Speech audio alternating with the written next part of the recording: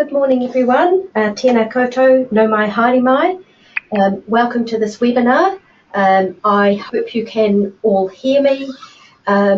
You should be muted yourself, but you can write a chat to us if you want to let us know that things aren't working, or obviously if you have any questions as we go. This webinar is about preparing an expression of interest for the 2018 funding round of the TLRI, the Teaching and Learning Research Initiative. We are Jo McDonald and Elisa Duval, the TLRI project leader and the coordinator, and we are based at NZCER. And if you send any emails to the TLRI email address, it will be either Elisa or myself who will be responding. Last year was the first year we ran a webinar. We got positive feedback, so we're running it again this year. The recording will be available on the TLRI website soon after we finish today, so people who have not been able to join us will be able to listen and watch that. As I said, you're all muted, but you're able to type questions. We'll do our best to answer those during the webinar, but if your question isn't answered, you can email us, and the contact details are on the final slide.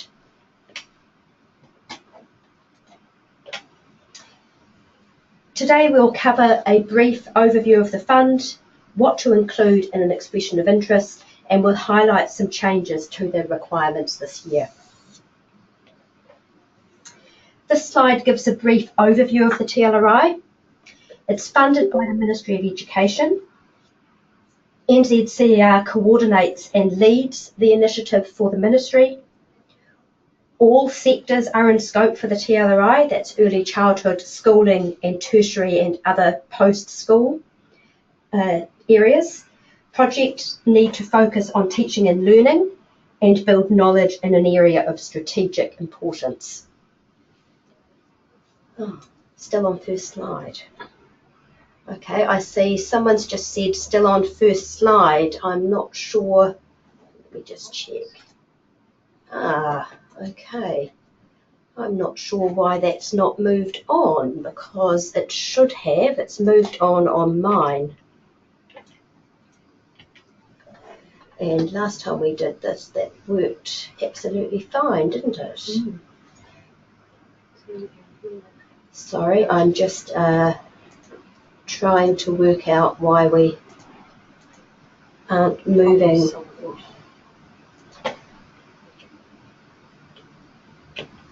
It looks perfectly fine at our end, doesn't it? There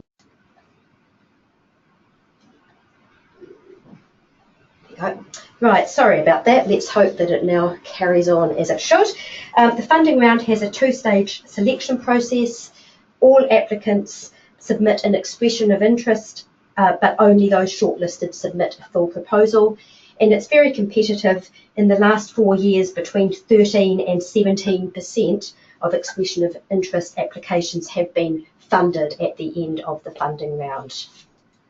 Right, it looks like we've moved on to the next slide, which is fantastic, and it looks like our recording is also working, so apologies for the technical difficulties. Partnerships. All projects must be partnerships between researchers and practitioners, where their collective knowledge is applied to problems in practice. At this EOI stage, the partnership needs to be in place with initial conversations between partners.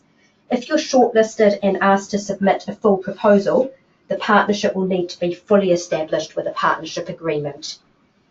Expression of interest proposals need to describe the nature of your proposed partnership, including the name or names of, for example, early childhood centres, kura, schools, tertiary teams or institutions, and briefly discuss the rationale for the partnership and why it's the right way for you to find the answers to your research questions. So you need to consider, as I've just said, the rationale. How did the partnership come about? You might tell us about that in your application. How the partnership is guiding the questions, so it's not practitioners being used as research participants or subjects, but as genuine partners. And the collective expertise in the project team. The selection panel's looking for assurance that the team has the research experience and capability to conduct the proposed research, and the practice experience and capability to ensure those close connections to practice. Oh, I've gone one over. Oh. Sorry, that's it. Missing the page there. So, submitting an expression of interest. This year we have a Word document template available on the website. Applications can be in Te Reo Māori or English. If you plan to submit an application in Te Reo Māori, we would really appreciate it if you could let us know before the closing date. There is a cover sheet. This includes a title and a 100-word summary. These should use plain language and give readers, including the selection panel and the advisory board, a clear indication of the nature of your proposed project. There are then 2 substantive sections, and I will talk through each of those for the remainder of the webinar. TLRI project types. On the cover sheet, you're asked to indicate the amount of funding you're applying for. In previous years, you've been asked to indicate a project type, and TLRI projects have been categorised as Type 1A, Type 1B, or Type 2C, and those types aligned with the length of the project, the maximum level of funding, and how exploratory the project was. We've changed that this year. The TLRI is encouraging applications for projects at different levels of funding. The level of funding requested needs to be appropriate for the scale and scope of the proposed research. For example, a small pilot study or a large-scale project involving multiple sites. Those are just 2 extremes. There are obviously many examples in between. Projects will be funded for 1, 2, or 3 years. That's the same as in the past. And the year is a calendar year. So projects funded in this funding round start at the beginning of 2019. The amount requested may be different for each year. For example, you might think that you need $50,000 in the first year and $80,000 in the second year because that fits the activities that you're planning. The maximum per year is $150,000. We do not expect to see all applications asking for that maximum amount. The screenshot on the slide shows the section of the cover sheet about funding. And just to give you an example, I'm not sure whether that pointer will work. If you're proposing a 2-year project, use the column labelled 2 and indicate the level of funding you need for each year, year 1 and year 2. So in the example I gave earlier, you would write 50,000 here and 50,000 here in year 1 and 80,000 here in year 2, and then the total over the life of the project. You do not need to provide full budget information in this EOI application. That will be required if you are shortlisted and submit a full proposal. Successful TLRI projects demonstrate high value in 3 areas. They have strategic value, research value, and practice value. These underpin the criteria for selection. The EOI template is structured around these, with strategic value and practice value combined in one section and research value the focus of the other. That's again a change from previous applications where these were 3 separate sections. Section 1 combines strategic and practice value. There are 3 TLRI principles that are relevant here. These are showing on the slide now, and they're also in the guidance, so I'm not going to take time to read them out at this point. You have 2 pages for this section, strategic and practice value, and the template explains what you need to include. And I'm going to talk through that now. The slide is showing a screenshot of that part of the template. You need to use this section to state your research question or questions and make a convincing argument that the question or questions are important for Aotearoa New Zealand education at this time.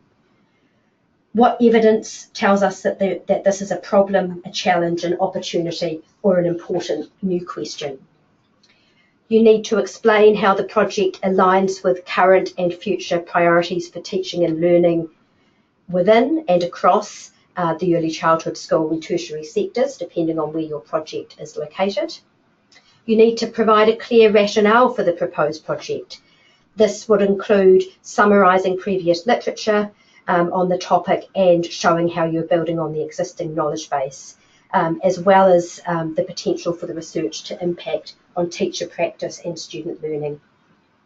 Strong proposals will clearly convince the selection panel of why your project matters and how it fits the intent of the TLRI.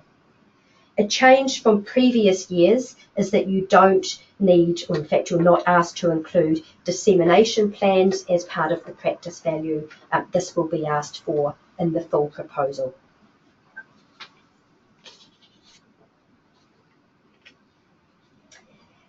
Section 2 is about research value. It focuses on your research design, including the partnership and the team. And again, you have 2 pages for this section, and the template explains what you need to include.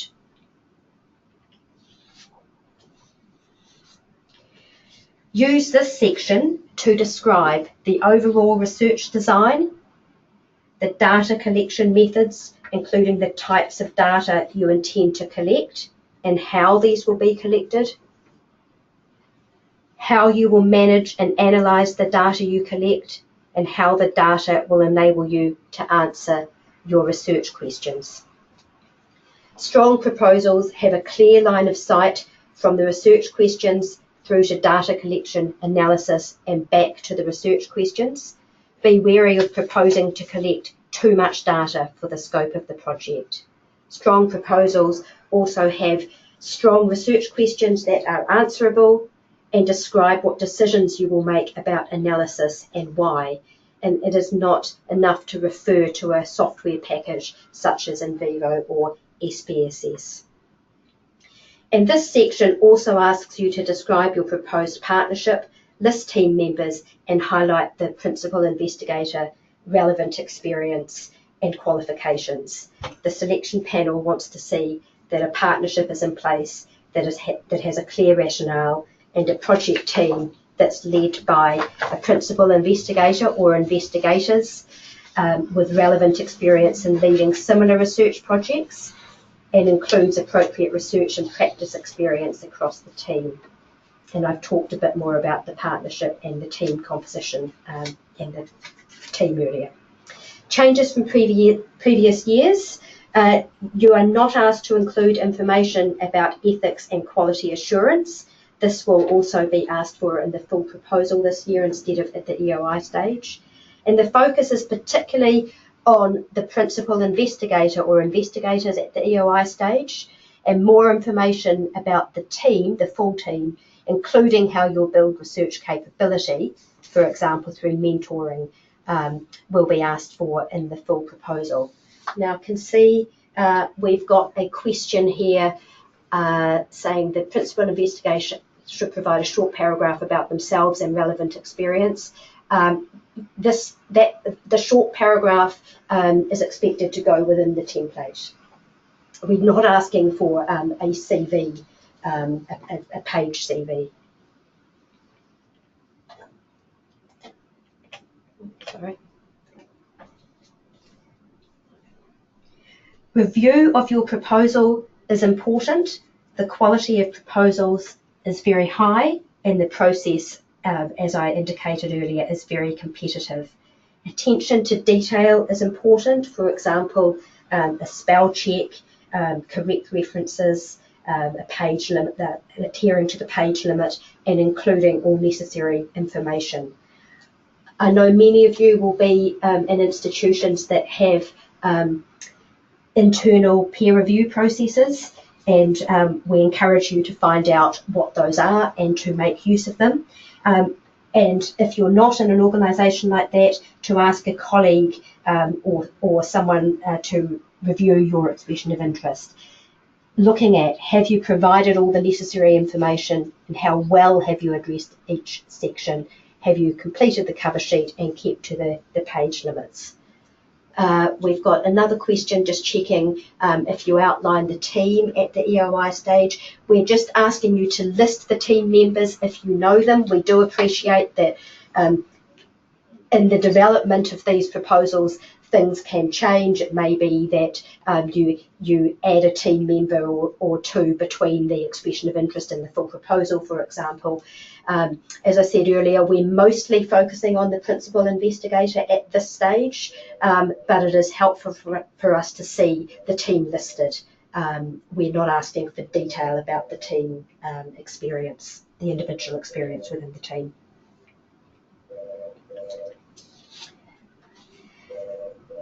This slide has a summary of the changes from recent years. I'm aware that many of you have a history with the TLRI and will be used to how things have been done in recent years, although they've certainly evolved over the more than a decade that the fund's been running.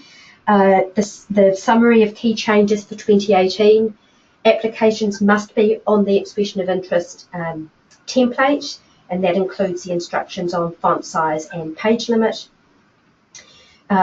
We welcome applications in Te Reo Māori or English. We've talked about the strategic value and practice value being in one section. That's really, I think that the heart of that section for me is, why does this matter and why should it be funded by the TLRI? That's really what you need to focus on in that section. And the research value, which includes both the design and your partnership in the second substantive section. And the other change is that we're looking to have more flexibility over the types of projects that we fund. We're encouraging projects of different types, including smaller projects, such as a pilot, where you're wanting to really just test something out, maybe over a year. You don't need a large sum of money, but you're really feeling that you've got something that fits the intent of the TLRI that you want to test out. It's maybe useful for us to just add there that that wouldn't by any means preclude you from then in subsequent years applying for a larger amount of funding for a larger project. So just to emphasise that. More information is available on the TLRI website. You've hopefully already found the guidance and the template there on the Apply for Funding page. You can also find the project page for every TLRI project that's been funded since its inception in 2004. So if you're wanting to make links with other projects or read some recent TLRI reports, get a better sense of what the fund, what types of projects the initiative funds, then that's a really good place to go. There's also the Project Plus series there on the website, which has been a series of 3 reports that have looked across projects, and you can find those on the TLRI website, and you'll also find our contact information. So our contact details are on this slide, the TLRI email. We prefer to have any emails come to that TLRI email address rather than to my individual NZCER address. It just means that we can monitor that more easily and get back to you quickly. You can also get advice from colleagues who have had successful applications. I really encourage you to do that, and from your research office if you work in an institution that has one. Expressions of interest are due by 5 p.m. on Thursday the 3rd of May, and the hard copies should be couriered to arrive at NZCER by this time. Please email an electronic copy and also courier 3 hard copies. I can't see any more questions coming through, but if anyone has a final question, now would be a good time to type it. Otherwise, that's the end of our slides, and we thank you for listening and hope you have found the webinar useful, and look forward to receiving your applications on the 3rd of May.